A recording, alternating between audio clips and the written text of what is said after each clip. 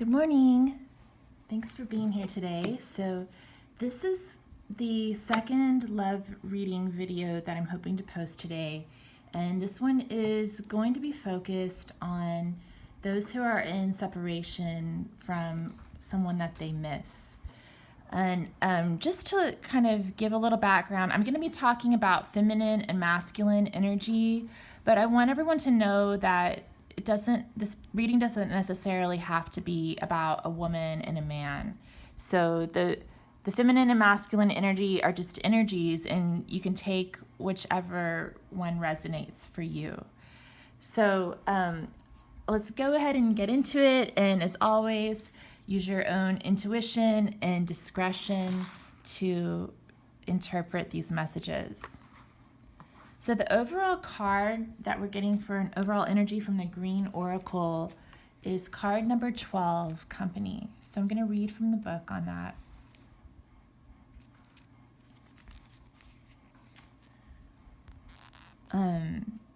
Humans can develop a connection to nature and life even in the busiest city, sharing space with an animal, living together with it, and sometimes the person and the pet will mirror each other. There is no great lesson, but the fact that the unadulterated company with animals is something capable to touch the most inner chords of our being. Happiness and satisfaction that is totally unglamorous, but yet so perfect. In such a tender simplicity, the inner child of each of us may come forward. And some extra meanings that come along with this card. Don't live like an island. Love is simple. Protect the sleep of the innocents and accept being happy from the simplest things. So let's get into the energies. So for the feminine energy that she's bringing to the situation, we have the 3 of Arrows, or jealousy. And then the masculine energy is the 5 of Stones, which in this deck is for endurance.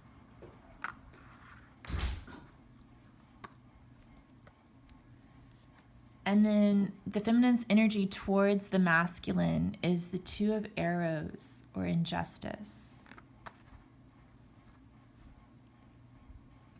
And the masculine energy towards the feminine is the Queen of Bows, or the Hare. So there's some really difficult energies, which, in this reading, that's kind of how it goes sometimes. So the passing energy is the 6 of Bows for abundance. The present energy is Major Arcana number 14, Balance, which is similar to the Temperance card. And then the coming energy is the Knight of Stones, the Horse. And then the crowning energy, or guidance card, is 7 of Vessels. And in this deck, it refers to mourning.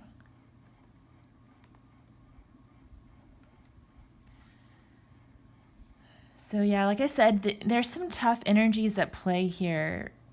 We've got the we've got the feminine energy experiencing jealousy, 3 of Arrows. So that's betrayal, jealousy, difficult emotions. And also the 2 of Arrows, injustice, which to me means that she's been hurt by this masculine energy. And he's got the 5 of Stones, which is endurance. So to me, that means he's going through some hard times, sort of like a dark night of the soul type of thing. And he may be feeling hurt by her as well. We've got this Queen of Bows, which is about passion.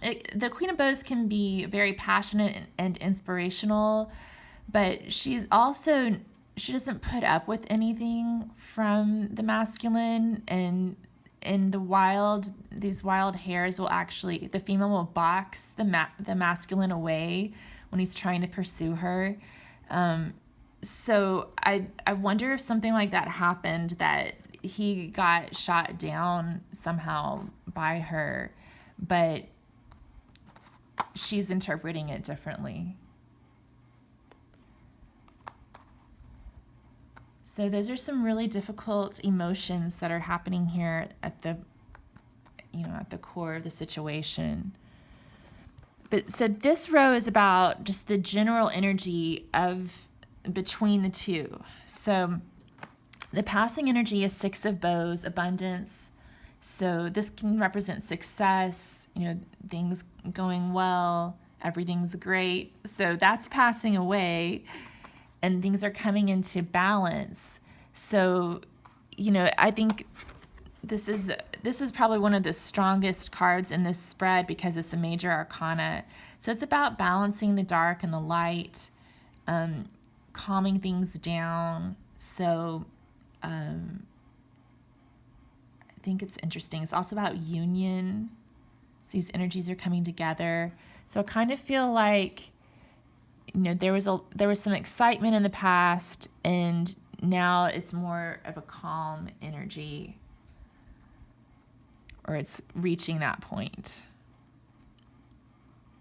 We also have the scales on here on the Two of Arrows for injustice, which in this card, they're talking about how the scales are not even because we have all this gold on one side and the feather in the other. So why are they weighing out the same? So there's definitely a need to bring things into balance here if they are not in balance. That's another message we could be getting from this Temperance card. And then the coming energy is Knight of Stones, the horse. So this is an offer of commitment, making things real. So that's what's coming forth next.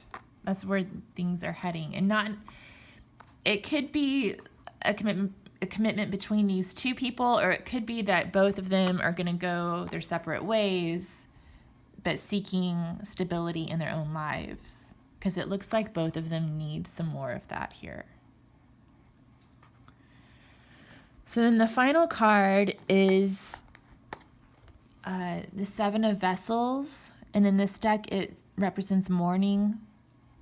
So it's about appreciating what y'all had and letting things go. Letting it go. Moving forward. It's definitely the energy of missing somebody. So it goes pretty well with this deck. So this is really tough. This company card, that also, you're missing them, you're mourning for them. There's some really difficult emotions that you're going through with the Three of Arrows. And sometimes in life, we just have to feel what we're feeling before we can move on from it. Allow it to be. Allow the darkness and the light to coexist. And accept it. Because if you don't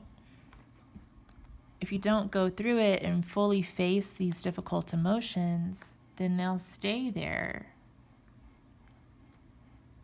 They'll be bottled up, and they'll emerge when you least expect it. So it's important to fully feel what you're feeling, allow it to be, but realize that you have the choice of how you want to respond to those emotions that are coming up. I want to get a little clarification on this. I'm going to draw some from the traditional Rider-Waite.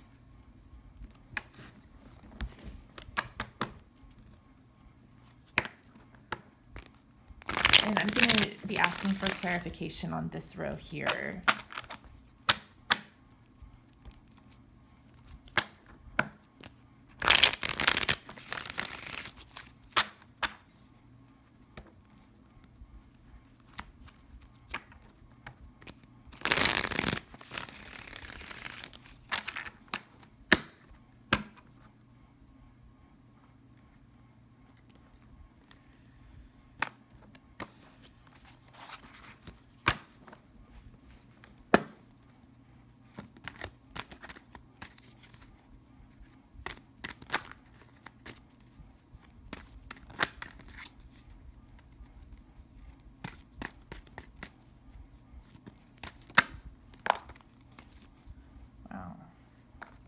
So for the Six of Bows, abundance, we're getting that clarified by the Tower.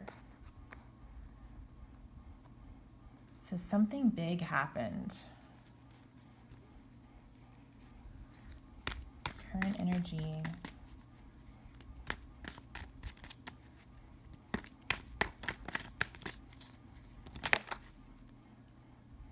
So clarifying balance, we have the Star. So the Star is about healing and hope. That's really interesting too, because she's also balancing the earth and the water, groundedness and emotions. And the coming energy.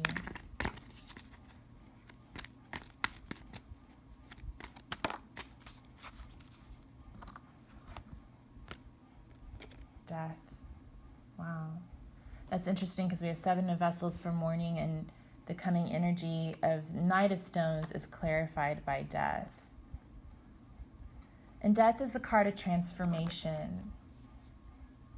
Wow, those are three huge major arcana that came out to clarify these cards. The Tower, the Star, and death. So something fell apart in a really big way.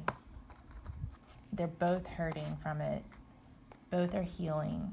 These two cards are both about healing and becoming calm after the Tower. And then death is about transformation. So you're coming out of this transformed and new. Let's look at something real quick.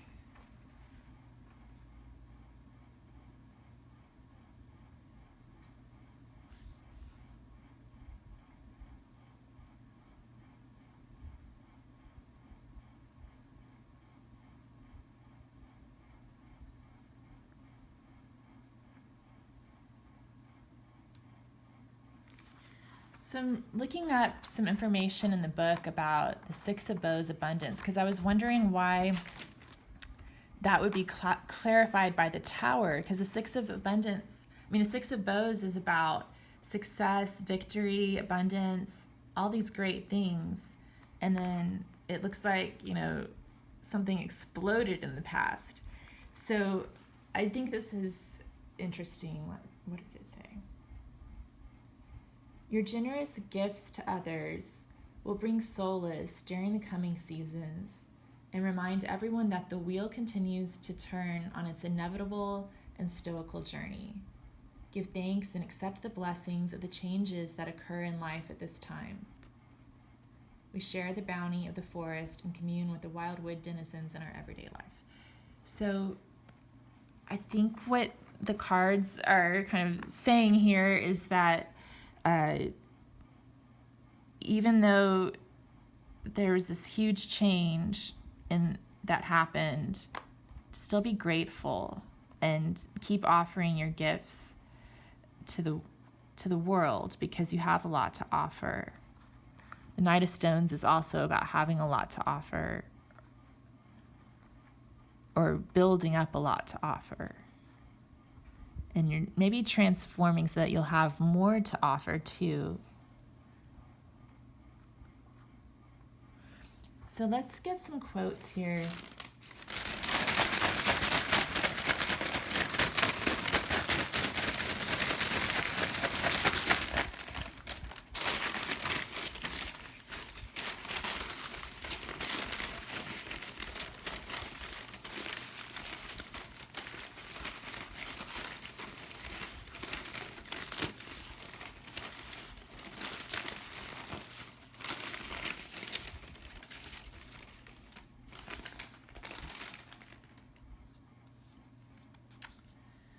So we have Johnny Cash.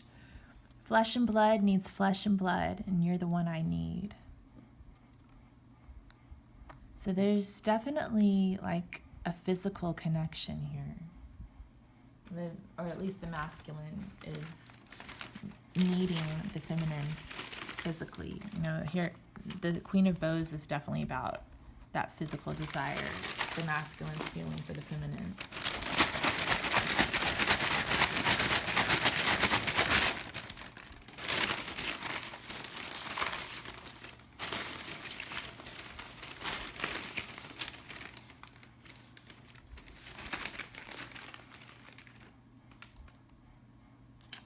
And then Danielle Steele.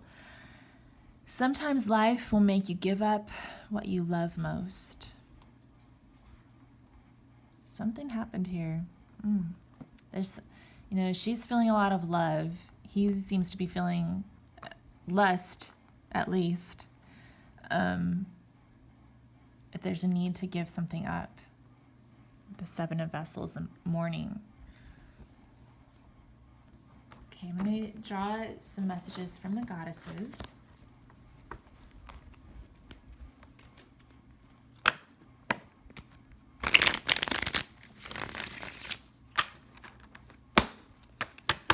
While I'm shuffling, I wanted to talk a little bit about this company card and this Five of Stones endurance. So to me, when we read from the book about company, it mentioned the inner child, and there's a child here in the Five of Stones card who's endured a lot. So I feel like the masculine might have some inner child issues that he's dealing with.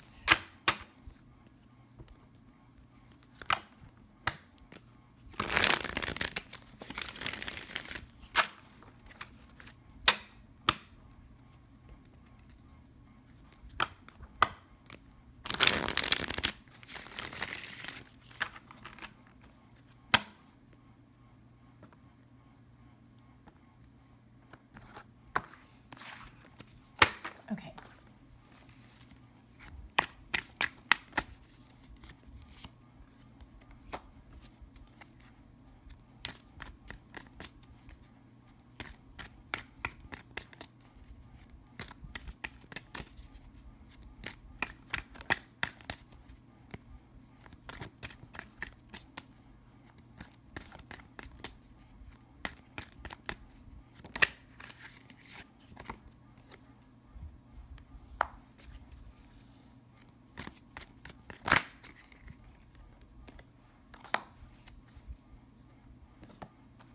Okay, so for the goddesses, we got Rati, the goddess of sexuality, and it says embrace your passion.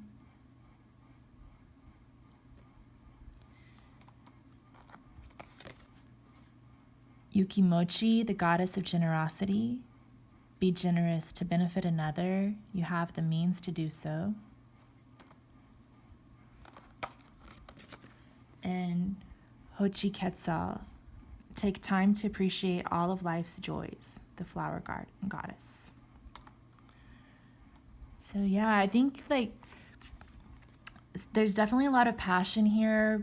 It looks like on both sides, and there's no need to deny that. Even this Three of Swords card is about passion. It's jealousy, but it's rooted in passion. So embrace that passion and come to terms with the fact that these ugly emotions, at their root, the reason they're there is because you're feeling passionate about this person. And then Yukimochi, be generous to benefit another. You have the means to do so, goddess of generosity. So that reminds me of this whole thing with the Six of Abundance being here in the face of the Tower, and the Knight of Pentacles coming in. So keep giving, like the Star too. Keep giving yourself and keep sharing your gifts with the world, not necessarily with this person who's hurt you. Don't want to keep giving to someone who's not giving back, but be generous, be forgiving, and keep offering what you have to offer the world. And then Hochi Quetzal, Take time to appreciate all of life's joys, the flower goddess. So, that's just all about joy and appreciating things for what they are, embracing the passion that you had, embracing the good times that you've had, and treasuring those memories.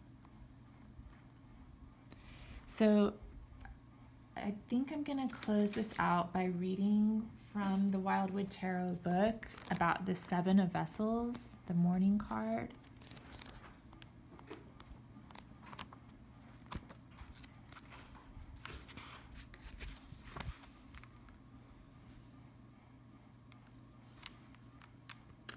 This is a time to honor what is dead and mourn for what has gone.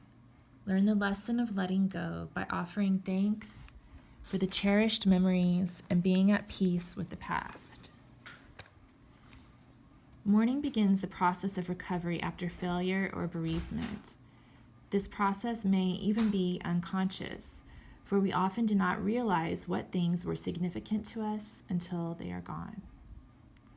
Mourning serves to ritualize the process of being at peace with loss and honor the passing of what is important and significant in a personal relationship. It allows the tidal flow of emotions to rise and fall naturally through the psyche and bring a sense of closure or completion and peace. This may take time, of course, and some losses are felt more acutely than others, as mourning is a very personal and individual process, sometimes taking years to complete.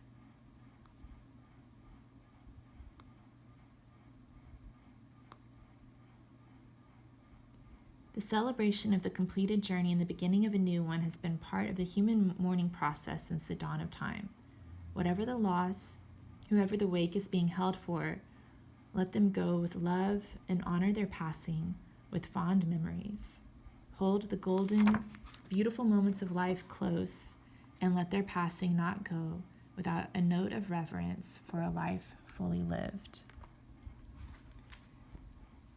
Okay. I said I was going to close it out there, but I also want to read about Hochi Quetzal. So Hochi Quetzal, the flower goddess, is the goddess of happiness, the arts, and love. The Aztecs, a people who ruled over a vast empire in Mexico during the Middle Ages, believed in a flower goddess whom they called Hochi Quetzal. The goddess's sacred flower was the yellow marigold. Her name meant feather flower, referring to the marigold's many feathery petals. One of the happiest of the Aztec deities, Hochi Quetzal was also the goddess of dance, music, crafts, and love. And her twin brother, Xochipilli, was considered to be the god of pleasure. Hochi Quetzal lived on top of a mountain above the 9 heavens. This flower-laden garden was populated by merry dwarves, dancing maidens, and musicians. The Aztecs believed that anyone who was faithful to the goddess would spend eternity in her paradise when their life had ended. So, take time to appreciate all of life's joys. And hope you'll have a great weekend. Thanks, bye.